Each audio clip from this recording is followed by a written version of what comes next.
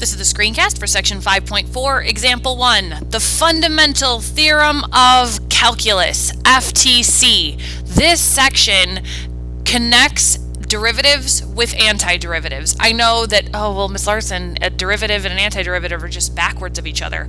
Yeah, I mean, kind of, but without this section, we wouldn't be able to just assume that, and we don't assume anything in math. We're also going to look at some other kind of applications that are relating derivatives to antiderivatives. For example, here, the fundamental theorem of calculus, part 1. If f is continuous on an interval a to b, then the function capital F, which is the antiderivative of little f of t from a to x, has the derivative at every point x in AB, and the derivative of this antiderivative is really just the integrand with the variable plugged in. So if you take the derivative of an antiderivative with the constant on the bottom as your lower limit of integration, and your upper limit of integration as a variable of f of t dt, all you have to do is plug in the upper limit of integration into your function. Now let's show you mathematically what that means in a general situation, and then example 1 will give us a specific. So here we have capital F, which is an antiderivative of a function. So let's take the derivative of both sides. Okay, well, first of all, the derivative of f, we're trying to find out what that would be, derivative of this antiderivative. So on the right here, the derivative of this antiderivative, let's take the antiderivative first. So the antiderivative from last section of this would just be capital F of x minus capital F of a. So the antiderivative of the integrand, plug in the upper limit of integration minus capital F, or the antiderivative of the integrand, plug in the lower limit of integration. Alright, so now we're just taking the derivative of what we got after that antiderivative. Well, the derivative of capital F, we already said, was little f. I mean, that's by definition here. So now, the derivative of this constant, because f of a would just eventually be a number, would be 0, so your final result is f of x now.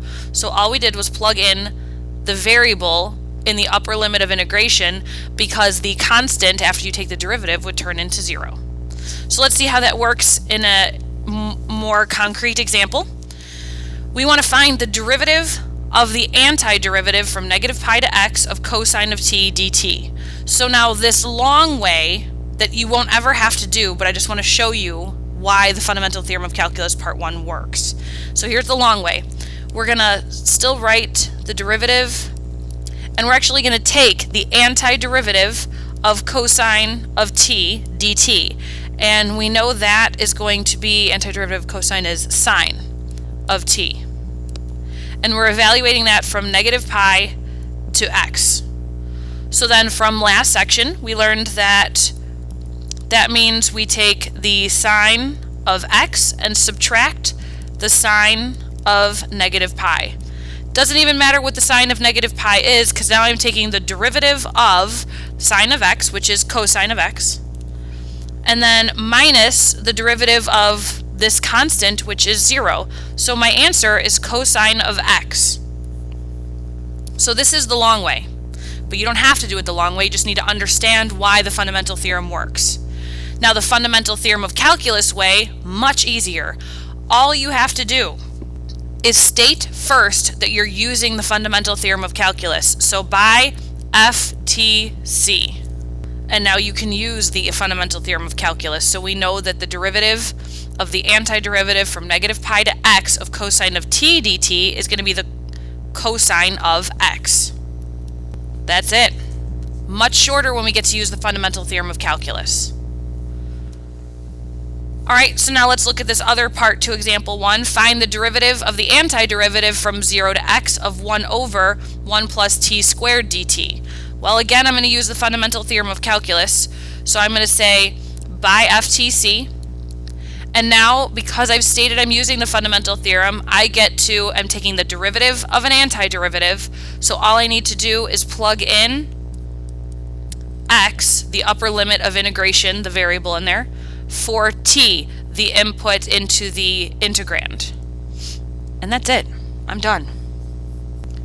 The now try problem number 3 asks us in the directions to find dy dx. So we're taking the derivative of y. So dy dx in this case is going to equal the derivative of this antiderivative. So that means we get to use the fundamental theorem of calculus. We're taking the derivative of an antiderivative. So now by the FTC, this will equal, now I just plug in my upper limit of integration, the variable there, in for the input variable in my integrand. So that will be x cubed this time minus x to the 5th. And there's my answer.